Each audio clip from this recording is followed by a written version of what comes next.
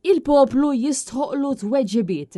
Ek sostna l-editorial ta' The Malta Independent meta tkellem dwar l-inċertezza marbuta mal-futur tal-assa tal-Pulizija ta' Birkirkara li qed tkompli tqajjem aktar mistoqsijiet dwar il-preżenza tal-Pulizija fil-komunitajiet. Dan l-editorial staqsa wkoll x'inhuma l-pjanijiet tal-Gvern għall-assess tal-Pulizija madwar Malta u Għawdex u fakkar li l-lokalità ta' Birkirkara hija waħda mill-akbar irħula tal-pajjiż fejn l-assa ta' din il-lokalità kienet isservi wkoll bħala assa distrettwali b'responsabilità li testendi fuq lokalitajiet oħra fil-madwar. L-editorial saħaq kif dak li ser jiġri mill-assa ta' Birkirkara mhuwiex biss kwistjoni li tikkonċerna binja waħda iżda tindika jekk il-Gvern għandux policy ċara għall-assess tal-Pulizija.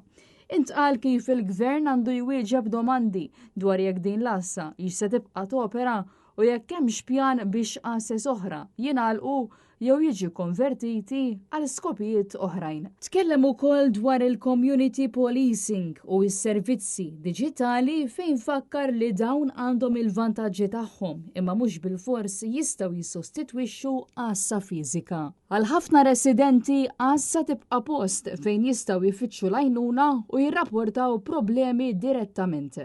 Il-modernizzazzjoni hija importanti, però trid timxi tfid mal-ħtieġa li l-Pulizija tibqa' aċċessibbli għall-komunità.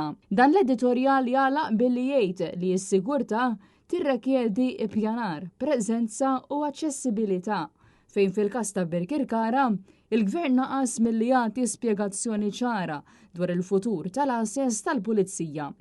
Intant il-Partit Nazzjonalista u koll esprima it-ħassib tiegħu fl-aħħar jiem dwar l-assess tal-Pulizija fejn semma kif il-Gvern għandu dmir jispjega b'mod ċar u immedjat x'inhu l-futur tal-assess ta' pajjiżna, partikolarment dik ta' Birkirkara.